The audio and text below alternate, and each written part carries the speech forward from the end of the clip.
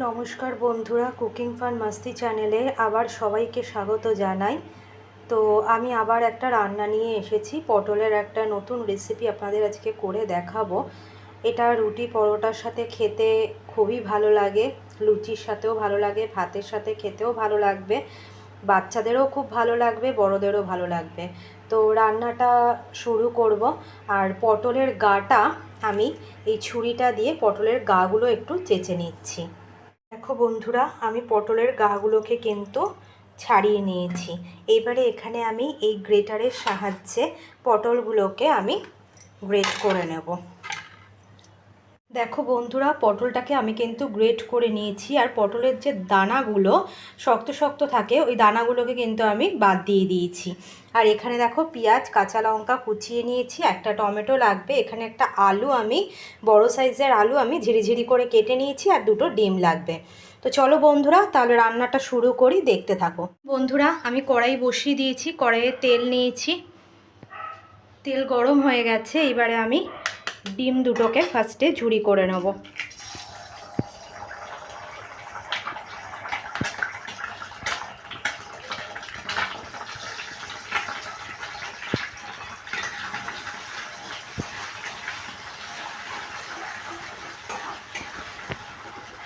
ডিমটার মধ্যে সামান্য একটু নুন দিয়ে নিলাম, দিয়ে এটাকে আমি ভুজিয়া টাইপের করে নিচ্ছি।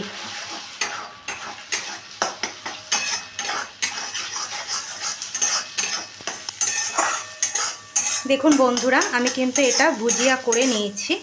এবার এটাকে আমি নামিয়ে নিচ্ছি।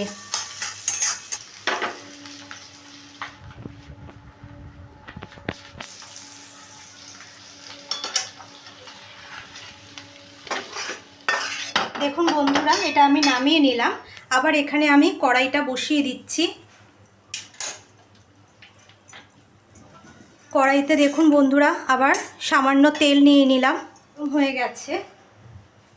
এখানে পেঁয়াজ আর কাঁচা লঙ্কা কুচিটা দিয়ে দিচ্ছি।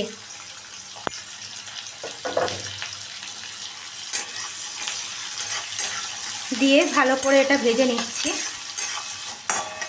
এইবারে এটার মধ্যে সামান্য আদা রসুনের পেস্ট আমি দিয়ে দিচ্ছি। এবারে আবারও এটাকে কষিয়ে নিচ্ছি।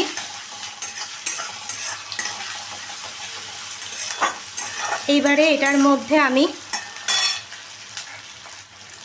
কেটে রাখা আলুগুলো দিয়ে দিলাম।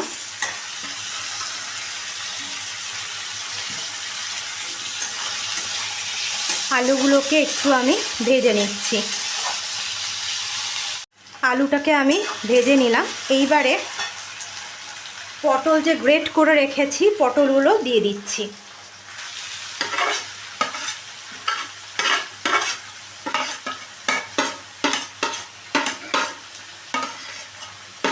পটলটা দিয়ে আমি ভালো করে নাড়াচাড়া করে নিচ্ছি।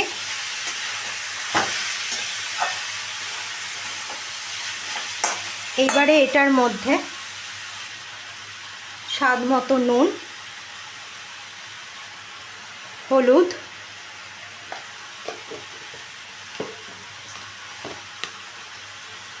সামান্য লঙ্কা গুঁড়ো, 1 চামচ জিরে গুঁড়ো, 1 চামচ ধনে গুঁড়ো, আর এখানে আমি টমেটো কুচি রেখেছি, কেটে দিয়ে দিলাম। দিয়ে এবারে এটাকে আমি ভালো করে ভেজে নিচ্ছি।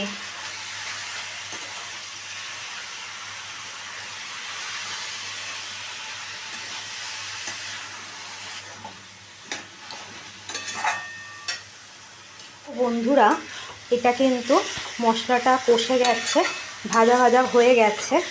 এইবারে এটার মধ্যে আমি আলু আর পটলটা যাতে একটু সেদ্ধ হয়, সেই জন্য আমি একটু জল দিয়ে দিলাম।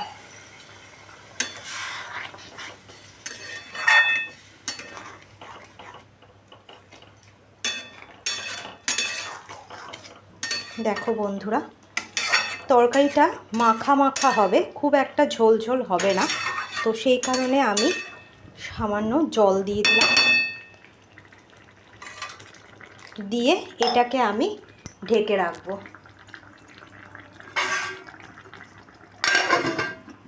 এটাকে আমি 10 মিনিটের জন্য ঢেকে দিলাম। দেখো বন্ধুরা, আমি ঢাকাটা সরিয়েছি।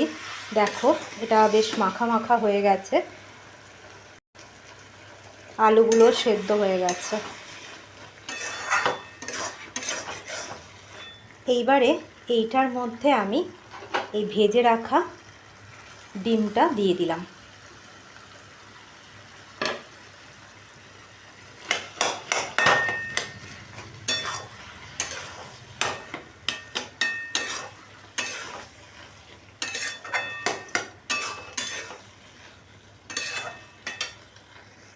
দেখুন বন্ধুরা, আমি কিন্তু ডিমটা দিয়ে দিয়েছি, দিয়ে আবারও ভালো করে নাড়াচাড়া করে নিচ্ছি।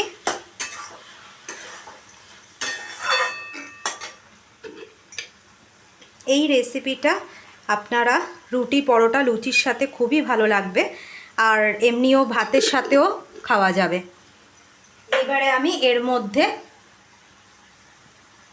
গরম মশলা দিয়ে দিলাম আর ধনেপাতা কুচি দিয়ে দিলাম। দিয়ে এটা আমি ভালো করে মিশিয়ে নিচ্ছি।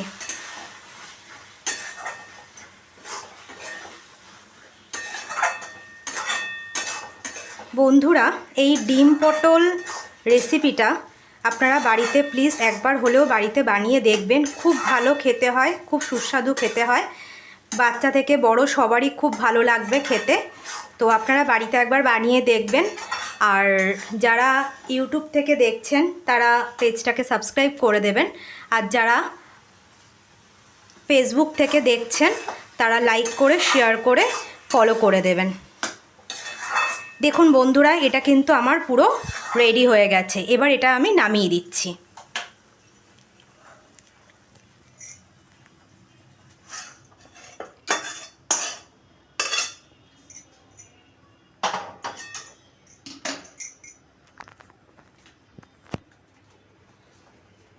দেখুন বন্ধুরা, এটা আমি সার্ভ করে দিয়েছি। কি সুন্দর দেখতে হয়েছে দেখুন।